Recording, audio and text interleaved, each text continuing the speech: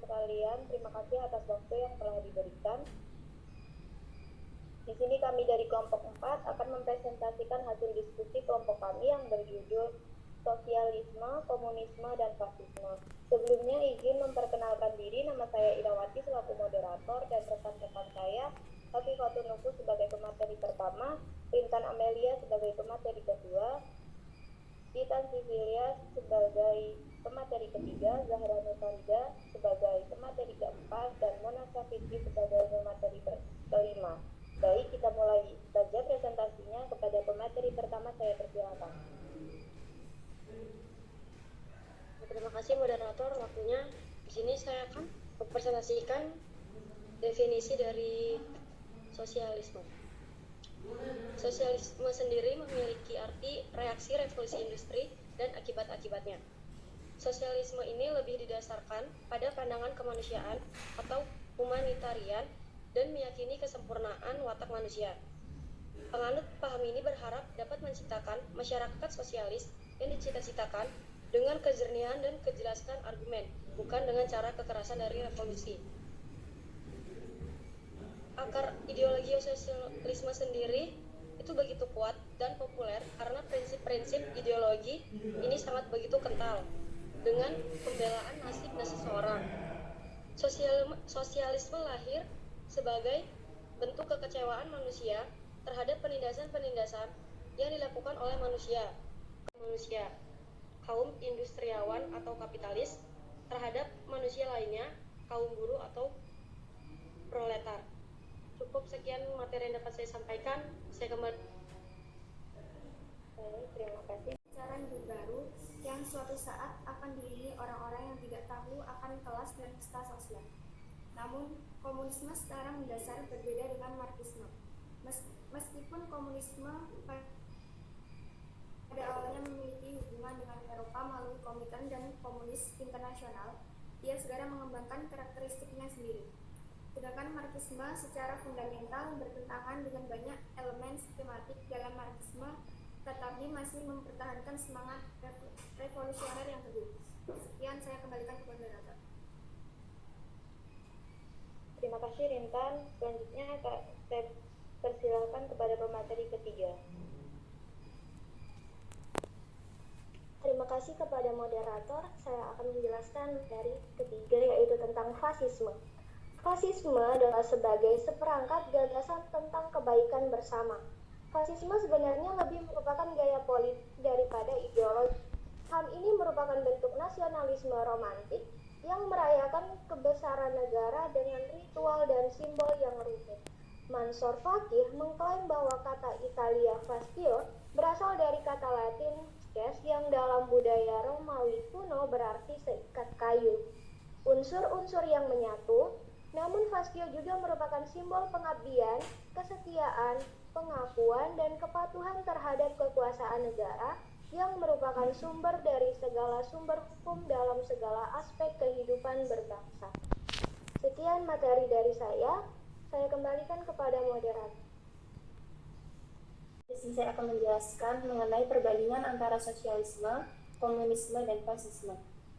Komunisme dan sosialisme memiliki berbagai metode yang digunakan untuk mencapai masyarakat yang terencana.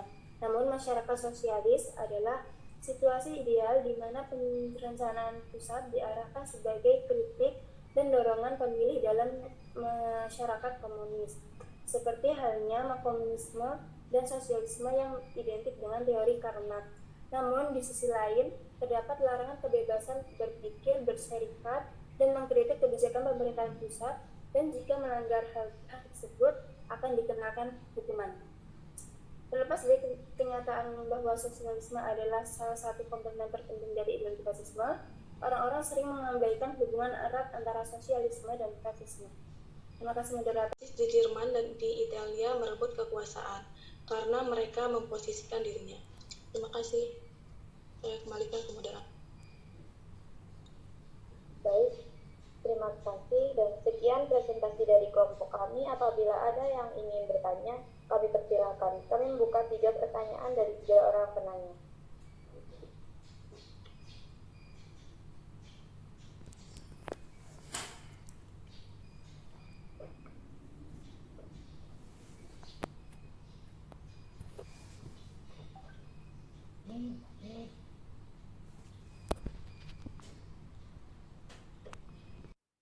kepada Toi saya persilahkan. Baik, izin memperkenalkan diri. Nama saya Muhammad Thoiyaf Ma'ruf dengan NPM 2213032017. Di sini saya mau bertanya, apa sih tujuan dari sosialisme itu?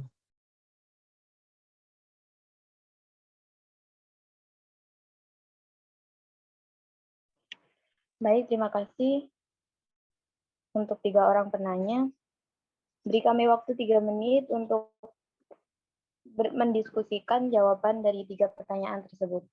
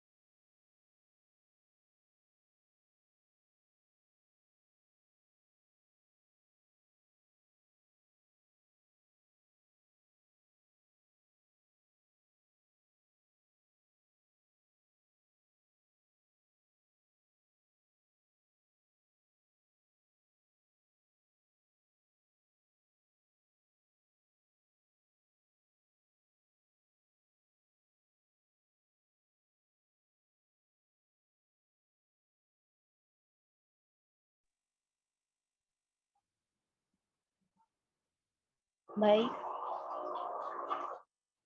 Kami akan menjawab pertanyaan dari Ara terlebih dahulu. Kepada Nufus yang akan menjawab, saya persilahkan.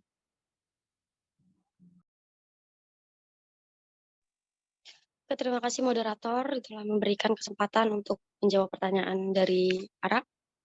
Tadi pertanyaannya itu, apa perbedaan mendasar yang dapat dilihat dari komunisme dan fasisme ya? Nah, di sini saya akan menjawab perbedaan mendasar yang dapat dilihat dari komunisme dan fasisme itu munculnya ideologi komunisme dan fasisme di suatu negara mengacu pada latar belakang sosial yang memiliki persamaan dan perbedaan. Jika komunisme muncul dalam masyarakat terbelakang dengan struktur sosial feodalistik, aristokrat, dan komunisme semi-agraris.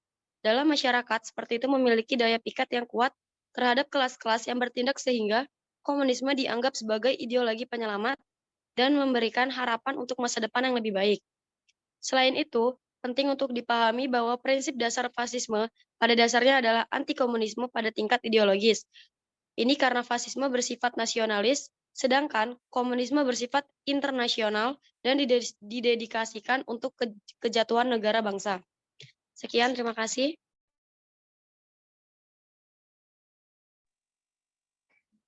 Dari jawaban dari kelompok kami, apakah ada yang ingin menambahkan?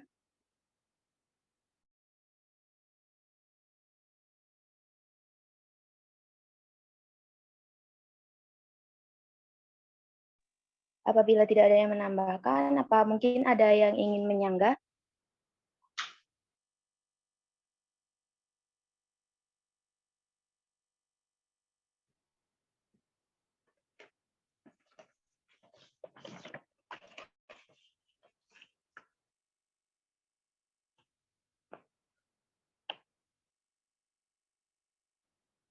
Baik, kami harap dapat diterima jawabannya. Pertanyaan kedua yang akan dijawab oleh Mona. Saya persilakan kepada Mona. Terima kasih moderator. Baik, di sini saya akan menjawab pertanyaan dari Jelis yang pertanyaannya, apa yang akan terjadi jika suatu negara menggunakan paham sosialisme? Dalam suatu negara yang menggunakan paham sosialis sebagai ideologinya, maka apapun yang dilakukan, baik secara aspek ekonomi, politik, sosial, untuk kepentingan bersama, terutama untuk kepentingan rakyat. Sebab sosialisme ialah suatu pemikiran yang digunakan untuk menghapus kelas-kelas sosial dan sosialisme. Ini dalam menjalankan kehidupannya digunakan untuk kepentingan bersama. Hal ini menunjukkan bahwa sumber daya alam dan infrastruktur suatu bangsa dapat dimanfaatkan oleh siapa saja tanpa memandang kelas. Terima kasih. Terima kasih, Mona. Dari jawaban yang telah Mona sampaikan, apakah ada yang ingin menambahkan atau menyanggah?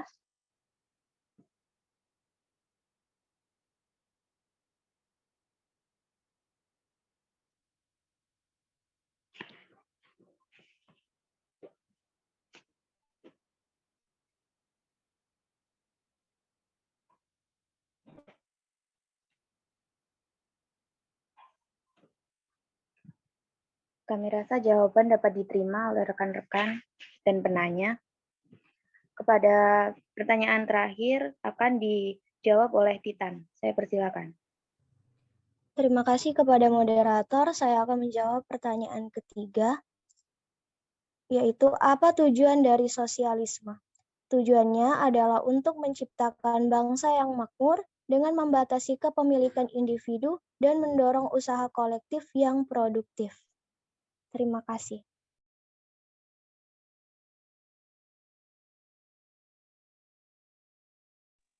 Terima kasih Titan atas jawabannya.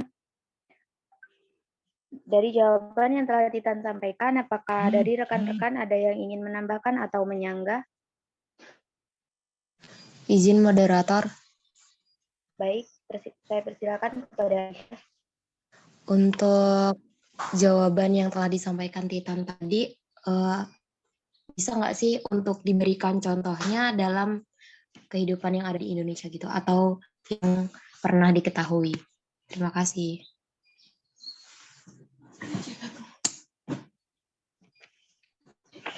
contoh.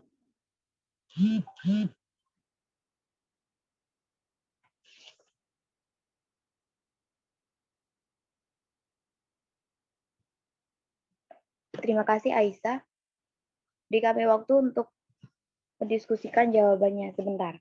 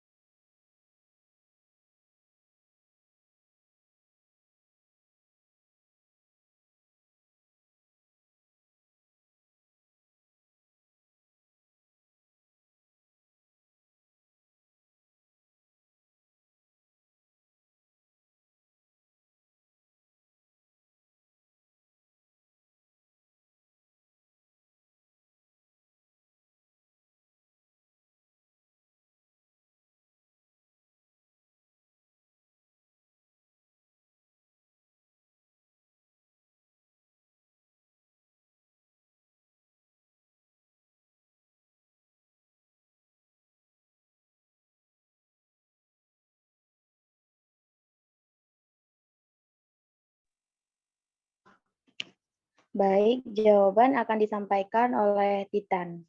Kepada Titan saya persilakan. Iya, saya akan menjawab pertanyaan dari Ais tadi. Berikan contoh dari penerapan tujuan sosialisme dalam kehidupan sehari-hari. Salah satu wujud nyata yang terus langgeng hingga kini adalah dengan hadirnya koperasi. Koperasi dibangun atas asas kekeluargaan dan kerjasama kolektif.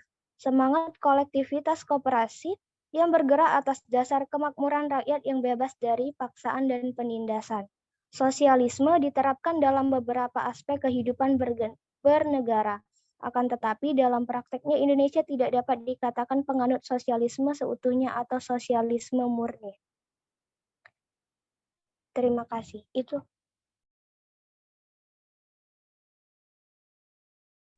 Baik, terima kasih Titan jawabannya.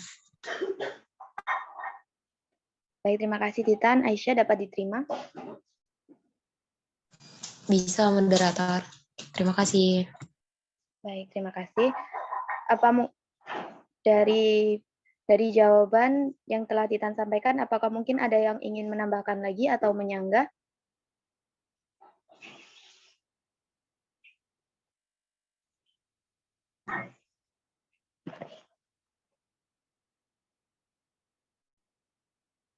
Apabila cukup, izinkan saya menyampaikan kesimpulan dari presentasi kita kali ini. Kesimpulannya yaitu ideologi sosialisme adalah paham yang mengutamakan seluruh aspek kehidupan manusia secara bersama-sama dan menjadikan kebersamaan sebagai tujuan hidup manusia. Sosialisme berpendapat bahwa kepemilikan bersama, sedikit atau tanpa hak milik adalah cara hidup yang ideal. Ideologi komunisme merupakan filsafat politik, ekonomi, dan ideologi sosial yang tujuan utamanya adalah pembentukan aturan sosial ekonomi berdasarkan kepemilikan bersama atas alat produksi, tidak adanya kelas sosial, uang, negara, dan prinsip-prinsip lainnya. Fasisme adalah paham yang berpijak pada prinsip kepemimpinan dengan kekuasaan mutlak atau absolut, di mana pemerintah dan kepatuhan pemimpin berlaku tanpa terkecuali. Baik, sekian presentasi dari kelompok kami. Kurang dan lebihnya kami mohon maaf. Kami akhiri. Wassalamualaikum warahmatullahi wabarakatuh. Waalaikumsalam warahmatullahi wabarakatuh. Waalaikumsalam warahmatullahi wabarakatuh. Terima kasih, moderator.